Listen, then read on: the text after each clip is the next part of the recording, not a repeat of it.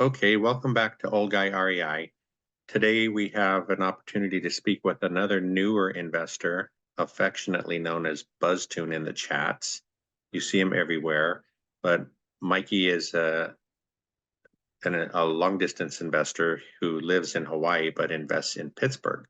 So we're going to start to learn about his journey and some of his mistakes and learning experiences to hopefully help the rest of us make better choices when we're investing for ourselves.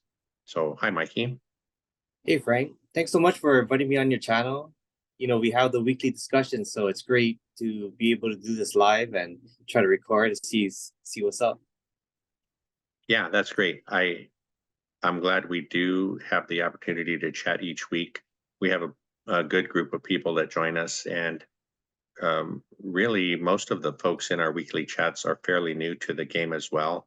I think everybody started in 2020 or right around there, just like we did. When did you buy your first property? So I bought it in last year of May, and it was a big learning experience for me. I'm from Hawaii, and I'm just trying to figure out how to get started. And my friend is a firefighter, and he actually introduced me to Mark Oshiro, the financial firefighter. I started following his channel, and I just bit the bullet, reached out to him, and was thinking, oh, this guy's never going to get back to me. He got back to me that day. He texted me saying, let's have a talk. Are you free in a couple hours? And I was so shocked. I didn't even know. I was kind of scrambling. I'm like, what do I even talk about? I don't even know. I don't even know where to begin. But we had a great talk. And I think he was a filling out process where he just wanted to understand where I was coming from, what my foundation of understanding is, and through that, kind of we kind of worked on getting things rolling out in as an out of state investor in Pittsburgh. Yeah, I think that's one thing that we agree on is that everybody that we've met through this journey and in this community that we're in now is just everybody just wants to help. And that's been really beneficial for us in our journey as well. So you met Mark, and Mark, we'll probably try to get him on the channel pretty soon here too, but he has been investing in Pittsburgh. And you mentioned you just kind of followed the trail that he set and got introduced to his agent and his property manager in that area. And then once you connected with them, what was the process like? Did you guys, did they look for properties for you? Did you just find one on the MLS, or how did that work? Yeah, it was through the realtor. And when I had my first conversations, so I kind of had like an interview process with the property management, with the realtor, just to see that we're on the same kind of base. But Mark has mentioned this to me is you're gonna make mistakes along the way. And the mistakes I made was he had set up a blueprint for me. So it was on me to take action and to study and to educate myself. But I didn't really do that. I took my time educating. So that's one of the mistakes I made. But I kind of let the realtor kind of lead me. So the property that he had pinpointed, we just went after it. And the mistakes I made was I didn't really understand market rents. I didn't really understand, the market as a whole because I was just so brand new into it. Where if I could have went back, if I had started watching One Rental at a Time, Michael Zuber, if I had started really educating myself with Dion Talk, Financial Freedom, Lumberjack Landlord, Millennial Mike, this community, I think I would have been better prepared, but it was my fault for not taking the steps to educate myself from the very beginning, like Mark had pointed out. Yeah, everybody talks about that due diligence. And I think there's something to be said for, like you said, you just jumped into this property. You're going to learn lessons. The other way, sometimes we we pay for mentorship and things like that, and it helps us get a little bit further along without, um, I guess, get a little further along without a lot of those mistakes, because you're gonna learn from other people's mistakes first.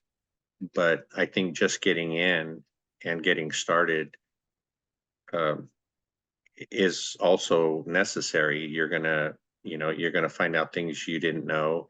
I understand that you had a little bit of vacancy that you didn't expect, and some repairs once the tenant moved in. W- Did you have enough reserves to cover those things, or what was that like? Yeah. And that's another great point that Mark had made to me where he was saying reserves are so important. So in my journey for I kind of struggled with debt in the beginning of my journey. And I started trying to figure out how can I get better at this. So I did a deep dive on Dave Ramsey, and that really helped me get out of debt. Then after Dave Ramsey, I started to figure out, okay, now that I got out of debt, how can I create more savings for myself and how can I invest that? So then I did this 4 year journey where I was trying to understand, the retirement programs and the Roth IRAs, followed that for 4 years. And I just always had real estate in the back of my mind and I wanted to branch out into that. And once I started hearing Dion talk kind of explain all the benefits you get out of real estate investing, that's when I did a pivot along with Mark. And now I'm 100% going for real estate, where I'm looking now at my 401ks as kind of an afterthought and wishing I would have done things differently from the beginning. Yeah, I think that's a good point, and that's kind of the way I started out as well, because uh, you know, that part of our story, that I didn't have any retirement set up for myself. Been a contractor forever, and also started looking at investment accounts like the 401ks and things like that. But once I dove into them a little bit further, I realized it wasn't going to happen fast enough, and real estate seemed like the way to go, because it wasn't going to happen overnight, but it was going to be able to happen faster for us than, putting the maximums into a 401k or whatever it might be. Since you purchased your first one and you had some learning lessons there, um, you mentioned that it was vacant for a few months, so you had to cover the mortgage for a few months. Thankfully, you had reserves. And then there were some minor repairs that came up. I think it was a plumbing issue for you. But between that and now picking up your second property still in Pittsburgh, did you learn some things that helped you on the second purchase? Oh yeah. For my first property, didn't do a sewer scope. So as Lumberjack Landlord says, that's a must. And you also recommended that to me. So on the second property, made sure I did a sewer scope. And it was great talking with you because for my inspection report, since you have so much knowledge in that industry, I I sent you a copy of it and we had gone over, kind of the details of the inspection report where I don't, fully understand all the terminology and all of the different points that the inspection report had covered.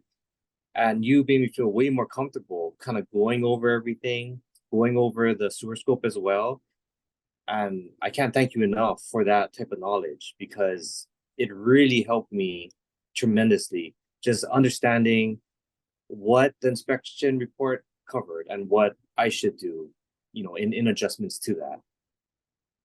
Yeah, we've had different, I mentioned to you different cities that we've looked at purchasing properties in, and the inspection reports vary. Sometimes it's, we've talked about one guy who did a handwritten one for us. It was only at 5 pages, and he said, "Yeah, the place looks great."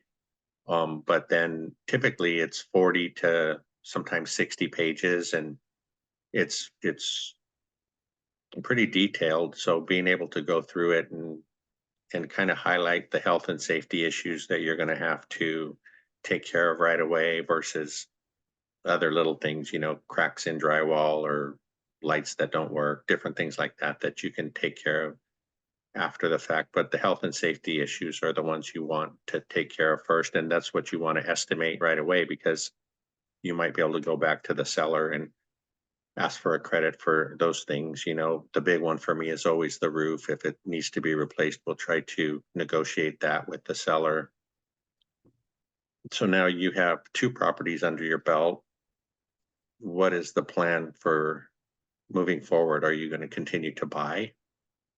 Yes. So now just aggressively saving, just like Dion talks about. So I'm just aggressively saving anything that comes in, trying to put money away. I actually liquidated my Roth. So all the contributions, and I've had my Roth for 5 years. I made sure I checked with Vanguard that being able to pull that money out and not getting penalized for that would be covered. So that was okay. And so I transferred all that over now, and now just aggressively saving for the next one. Yeah, that's great. What do you feel comfortable having for reserves for each property? I know I've mentioned to you that Cynthia likes us to have about 10,000 per door so she can sleep well at night. What's your number? Yeah, that's such a good point. Sleeping well at night is so important. And for the first one, I had 10,000 in reserves. And now for the second one, I just want to bump up the reserves to 15,000. Just because in Pittsburgh, the homes are a little older. So both in the 1950s range.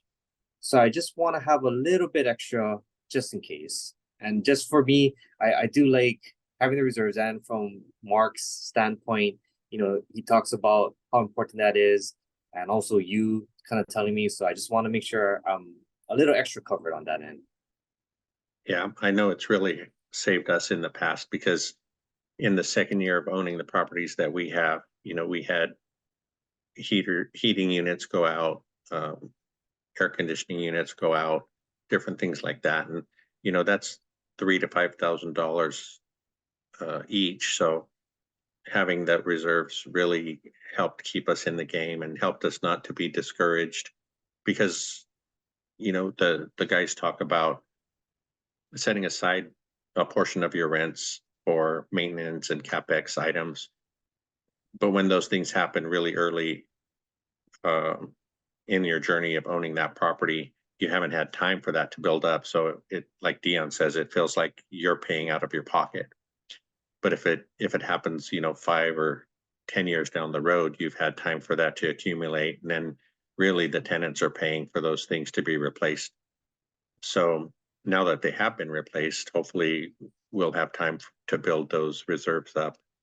I know, like, we have property management, you have property managers on your two properties, and your cash on cash return, you do have some positive cash flow even though you have a property manager. Yes. So on the first one, I was going more for the 1% rule. Then when I got into the community and started learning more the cash on cash and cash flow, then I realized, oh no, I made a mistake and I had to adjust. So for the second one, just getting better off of those metrics instead of the 1% rule. And my goal is I just want to try to get better on the next one. Just a little bit better, see what I can do. Yeah, I think that's how it's been working for us as well. The first the first two properties we bought, I think, have been the most challenging, one being the triplex and the other being the duplex, and for different reasons. Property management has been an issue for us on the Milwaukee property, but after that, we bought three single families, and I think two of those are what I would consider base hits. They're working how they're supposed to, how theoretically, how everybody hopes they work. the other three, we've had some vacancies. We're facing an eviction right now in one of the single families. So all those things tie back into having the reserves because you're not getting rent, for a few months going through an eviction. And if you have a mortgage on the property, you got to come up with that each month. So even the lenders will want you to have 3 to 6 months reserves for occasions like that. Now that you have the two and you've learned a few good lessons through that, what has finding a community like the one that we're in, like you mentioned, Dion Talk Financial Freedom, Millennial Mike invests in Gary, Indiana, so he's an out-of-state investor as well. And the Lumberjack, he basically invests in his own backyard.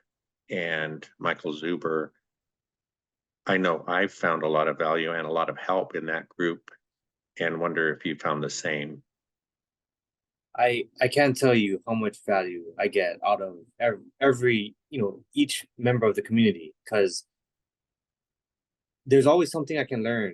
It's just the questions that you ask, and that's what's made it so good. Is the more and more you're in live streams where I can't believe you know they give up their time like this, because they're so generous.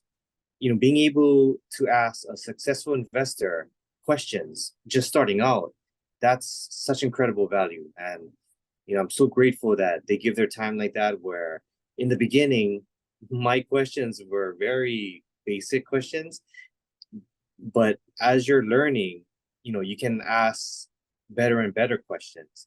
And I understand now why a lot of the veterans in the community, they don't ask as much questions, because they've asked so much questions in the beginning, and now they're just kind of learning from newer people showing up in the chats, asking questions, helping out. But man, I can't really say how much growth I've gotten out of this community, just being at Zuber's conference too, making connections and being able to network. Yeah, I just, it's like 100x value. And all the courses, I'm really looking forward to Millennial Mike's course as well. We've all taken the courses, so yeah, I just can't speak enough to how valuable those are. Yeah, and I think that's a good point. In our next video, we'll probably chat about mentorships and if it's worthwhile to pay for mentorships. I know going to the event in Vegas for Michael Zuber's 50,000 subscribers party was awesome. We met a lot of great people. I know you met a couple of other people from Hawaii, in fact, and we found some people in our backyard that we've connected with. So that was really great. I also recently realized that you had an account on X, and I'm new to X. So I started following you there. Why are you on X? What are you doing on there? So I have to give a shout out to Sarah Smith, Homes and Hustles. She has a think tank quarterly, and both of us joined the think tank where we're talking with like-minded investors, just saying how can we improve, how can we structure our goals, what problems are we facing. And that's just another value that she brings to the community. Is she just hosted this, getting to understand people's questions and how she can help.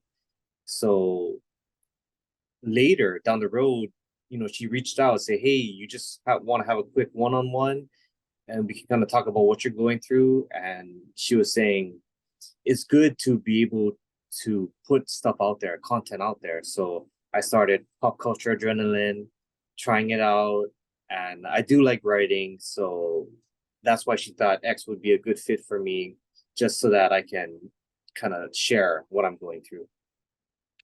Yeah, that sounds like a great plan. I think, and I've expressed to you that technology has been a challenge for me. So, we're learning all these things. This is my first Zoom interview with you, and YouTube, starting the YouTube channel has been a great experience. And we're hoping that that grows, because our main goal with that is to help other people that are just trying to get started, right? Because I think that's where we all need the most help is in that first, just getting started and getting through that first 3 to 5 years, because those are the most challenging. But we can already see the benefits, right, of what rentals can do for us and our families and our futures. Um, One of the things that you and I talked about before, just off subject a little bit, but you and I are both really into music, and I thought it might be interesting to see what you're listening to right now, and maybe give the viewers a song to listen to and get some feedback on what they think about that song. I so in Hawaii, there's multiple islands, and I travel for work, so I'll go hopping to different islands. One of my favorite islands is Kona, so I do really like the War on Drugs. They're kind of like a Bruce Springsteen, but it's a more laid back type of vibe, and I like it because for Kona, the drive is really long. So on one side, I'm looking at the oceans, on the other side, I'm looking at mountains. And just being able to travel through the island to the job site, listening to just relaxing music, that album, I forget what album that is, but The War on Drugs, it's a really matching album for the scenery in Kona. And that's the name of the group, The War on Drugs. The War on Drugs, yeah. I forget who described them like that, but it's like a Bruce Springsteen mix, kind of rock, kind of slow, laid back vibe. Sounds pretty good. I'll check that one out. For me, we listen to everything, and I always think that there's nothing that can change my mood as quickly as a song. So I rely heavily on that. Lately, I've been into country, so my song for this time would have to be Chris Stapleton's "I Was Wrong." So anybody wants to check those songs out and let us know what you think. And then like I mentioned in our next video, we'll be talking about mentorships and whether it's worth paying for mentorships to help you on your journey. But thanks for taking the time today to be with me and talk about your journey, being so open and honest about your experiences. I appreciate it. Yeah, absolutely. And I just did want to talk about how we met. So you were on Dion Talk. You were interviewed on that. So I listened to your story, and it was really good because at the end you said, if anyone wants to reach out, feel free. So I related to your story a lot, and I figured, why not try to email Frank and see, you never know what could happen. So it's so cool that I could email you. You responded right back, and then said, "Hey, let's set up a call." And from that first time talking together, we've kind of grown where it's like you brought along Cody Evers, and now Marcus Shiro and Sierra Smith, and we've had all these weekly discussions, and now it's growing, especially after the Zuper event. And yeah, I can't say how glad I am to have met you and to be able to talk like this on a weekly basis. And we're just trying to help each other grow, trying to learn from each other, and yeah, talk about our own experiences. I love that so much. Yeah, that's been a great part about all of this is just meeting all these great people. Um, where can people get a hold of you if they want to reach out? Oh yeah, probably pop culture adrenaline. That's kind of my tag. I'm trying to get more on that. So on Okay. X, and then I have Instagram too. And on Instagram, it's the same handle, Pop Same. Culture. Yeah, same. Okay, Pop Culture Adrenaline on X. And for me, it's Old Guy REI on YouTube. And I get teased a lot about, yeah, thanks for wearing the shirt. It's so Advertising is great. comfortable. And I was saying I get teased a lot about still having an AOL email, but mine's fjcbuilds with an S at AOL.com. And we're on Facebook also. And on Facebook, we also have Frank J. Contreras Construction, where we share some of the projects that we're working on the remodeling side of our business. So check it out. Thanks. We'll see you on the next video. All right, thanks.